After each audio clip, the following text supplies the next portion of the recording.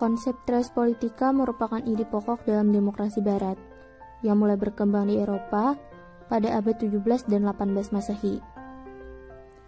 Res politika adalah anggapan bahwa kekuasaan negara terdiri dari 3 macam kekuasaan.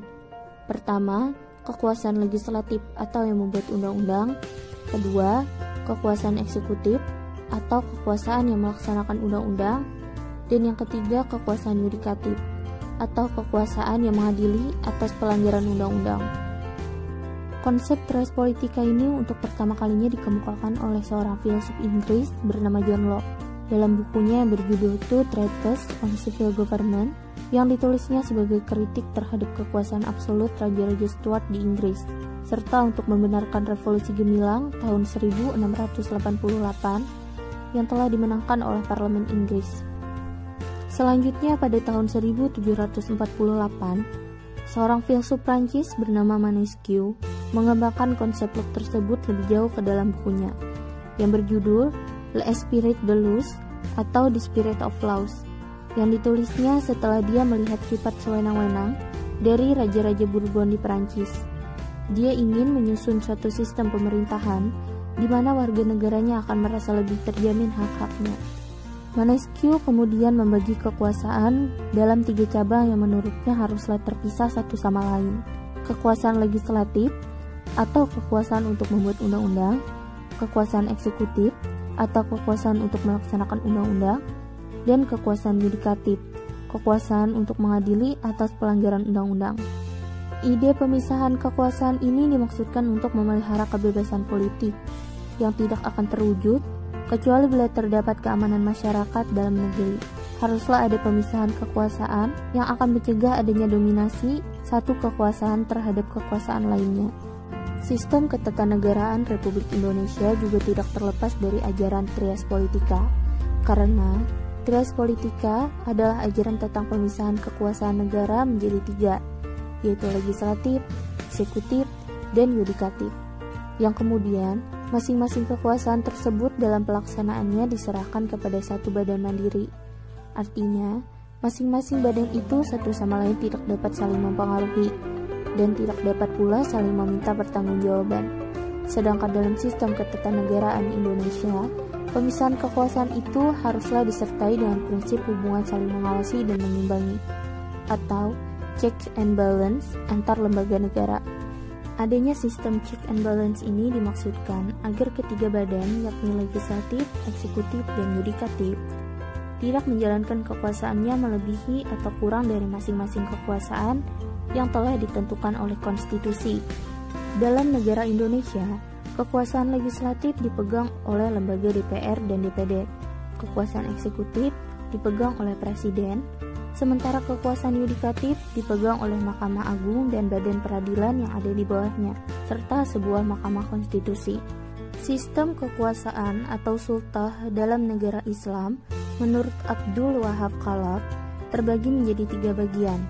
Pertama, lembaga legislatif atau sultah tasyiriyah, yakni lembaga negara yang menjalankan kekuasaan untuk membuat undang-undang. Kedua, lembaga eksekutif atau sultah tanfiziyah, yakni lembaga negara yang berfungsi menjalankan undang-undang. Dan yang ketiga, lembaga yudikatif atau sultah qadaiyah, yakni lembaga negara yang menjalankan kekuasaan kehakiman. Implementasi pembagian kekuasaan ini dapat kita lihat pada masa Khulafaur Rasyidin. Pada masa itu, kekuasaan eksekutif dipegang oleh seorang khalifah, kekuasaan legislatif dipegang oleh majelis syuro, dan kekuasaan yudikatif dipegang oleh seorang kadi atau hakim. Pada masa Khulafaur Rasyidin, khalifah pertama dalam negara Islam adalah Abu Bakar, sedangkan majelis syuro berisi tokoh-tokoh kaum Ansar dan Muhajirin. Kemudian pada masa khalifah kedua, yaitu Umar bin Khattab, pembagian kekuasaan antara eksekutif, legislatif, dan yudikatif diperinci lewat undang-undang. Pada masa ini juga, Umar bin Khattab membuat suatu undang-undang yang memisahkan antara kekuasaan eksekutif dan yudikatif dengan tujuan para qadhi sebagai pemegang kekuasaan yudikatif dalam memutuskan perkara haruslah bebas dari pengaruh eksekutif. Dalam ajaran Islam, kekuasaan legislatif hanyalah milik Allah semata, bukan milik manusia. Oleh karenanya, hanya Allah Subhanahu wa Ta'ala sajalah yang berhak menjadi musyari, pembuat hukum yang menetapkan hukum-hukum dalam segala sesuatu, baik itu dalam masalah ibadah, muamalah, hukubat, dan sebagainya. Tidak boleh sama sekali seorang pun menetapkan hukum, walaupun itu hanya satu hukum. Yang dimiliki oleh rakyat adalah kekuasaan atau pemerintahan, bukan kedaulatan. Rakyatlah yang berhak memilih serta mengangkat seorang penguasa. Ijma sahabat menetapkan bahwa hanya khalifah sajalah yang berhak memilih dan menetapkan hukum-hukum syara sebagai undang-undang dasar dan undang-undang lainnya. Khalifah tidak membuat hukum sendiri, tetapi hanya mengambil hukum-hukum syara yang terkandung dalam kitabullah dan sunnah rasulnya. Kekuasaan eksekutif dalam Islam adalah bersumber dari rakyat, sebab kekuasaan itu adalah milik umat atau rakyat dan dijalankan secara real oleh khalifah dan para aparatnya sebagai wakil rakyat untuk melaksanakan hukum-hukum syara dalam kehidupan bermasyarakat dan bernegara. Dengan kata lain, umatlah yang berhak memilih para penguasa, agar para penguasa ini menjalankan segala perintah dan larangan Allah dalam pemerintahannya.